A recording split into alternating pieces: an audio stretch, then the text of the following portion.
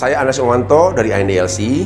Nah, hari ini kita akan mengupas tentang apa sih keterampilan ya, keterampilan apa yang dibutuhkan seorang leader ya di level manager up.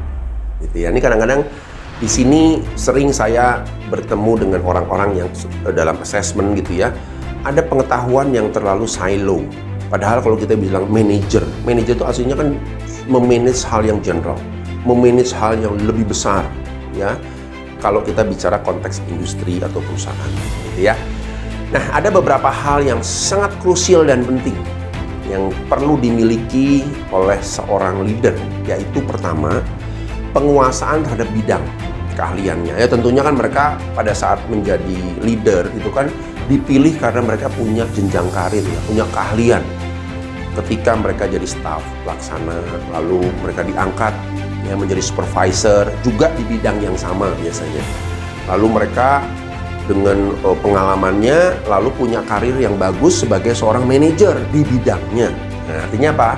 Artinya penguasaan tentang bidangnya harus semakin luas dan semakin dalam ya, horizontal maupun vertikalnya harus kuat. Nah, Pak, tapi apakah seorang leader harus mengerti semua? Ya, nah ini kita lihat ya.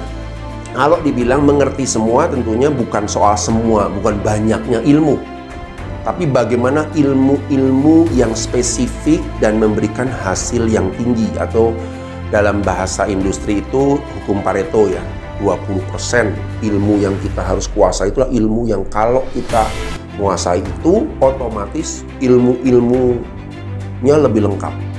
Ya, jadi bisa integrated. Nah, itu kuncinya penting tuh.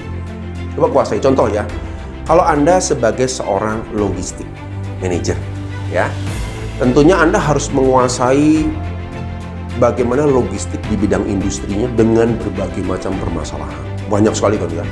Lalu Anda harus mulai buat kategorinya. Contoh ya, oh saya kalau bicara tentang distribusi, ya saya punya satu pola berpikir tertentu, punya framework tertentu. Kalau saya bicara tentang transportasi, saya punya framework tertentu. Kalau saya bicara tentang vendor management, saya punya framework tertentu. Nah, itu ilmu-ilmu itu harus clear dulu. Ya, bukan berarti Anda kemana-mana ngerti semua. Saya pikir itu kurang bijaksana juga ya. Kalau leader harus tahu semuanya. Tapi Anda harus minimal punya kategori-kategori pengetahuan yang wajib Anda harus kuasai, khususnya di bidang Anda. Itu satu. Ya.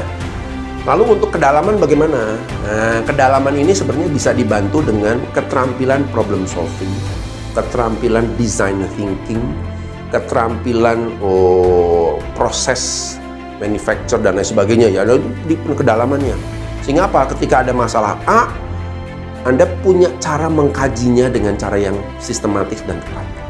Ya, baru bisa kedalaman. Nah, jadi otomatis dengan dua tadi ya, horizontalnya kuat, karena Anda buat kategori, lalu vertikalnya juga Anda semakin tahu bagaimana proses menyelesaikan problem-problem yang ada di lapangan. Anda menjadi orang yang expert di bidang Anda sendiri. Itu kunci pertama ya. Tapi ilmu itu nggak cukup kalau Anda seorang manager up. Ilmu yang kedua adalah Anda harus menguasai bidang marketing. Ya, kelihatan sepele. Pak, saya logistik, saya produksi, apa urusannya saya harus ngerti marketing? Anda tidak harus menjadi expert di situ, tapi harus ngerti bagaimana marketing itu terjadi di perusahaan. Karena seringkali yang jadi masalah ya adalah bagaimana sih produk kita dibeli orang. Kalau Anda nggak tahu itu, bagaimana Anda bisa punya sense of production yang baik? Apa sih yang diharapkan konsumen? Bagaimana sih konsumen membeli produk kita? Ya, bagaimana proses mereka jualan itu bagaimana sih? Minimal ngerti. Ya. Karena banyak sekali orang-orang manajer di departemen tertentu yang sangat rigid gitu ya, nggak mau tahu urusan marketing. Akibatnya apa? Konflik. Akibatnya apa? Benturan. Ya, karena mereka nggak ngerti bahwa marketing punya seninya sendiri untuk bisa jualan. Ya, marketing juga sama tentunya. Dia juga harus belajar produksi untuk tahu bahwa produksi punya seninya sendiri. Nah, disinilah sinergi ya, antar departemen itu bisa terjalin kalau masing-masing punya ilmu yang sama tentang bidang-bidang yang lain. Ya. Lalu yang ketiga, yang penting juga adalah kemampuan untuk menguasai financial aspect. Nah, ini juga sama ya. Makanya ada satu pelatihan disebut FINON, Finance Non-Financial. Kenapa itu gunanya? Minimal mereka tahu bagaimana pengelolaan uang, bagaimana uang itu masuk, terdistribusikan sehingga dalam bentuk anggaran, bagaimana kan memastikan anggaran ini pas digunakan dan lain sebagainya. Ya, bukan sebagai seorang akunting yang harus ngerti semua.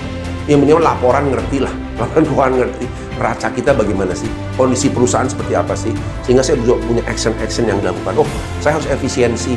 Oh, saya harus lebih menekan pengeluaran di bidang ini dan sebagainya. Ya, itu yang ketiga.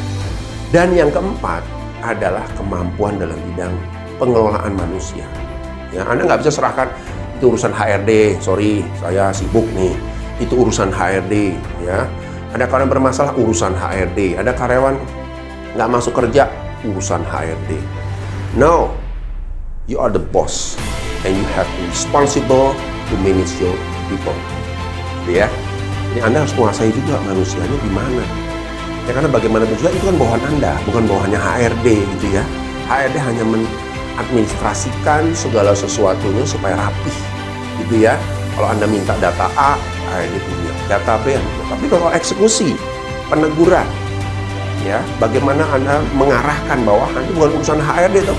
Anda yang urus, Anda yang lakukan, gitu ya. Nah, jadi 4 hal tadi saya ulangi. Yang pertama bidang Anda sendiri, kedua marketing, yang ketiga keuangan, dan yang keempat adalah SDM. Ya, baik, itu moga-moga menjadi pencerahan Anda sebagai seorang leader yang profesional. Salam sukses.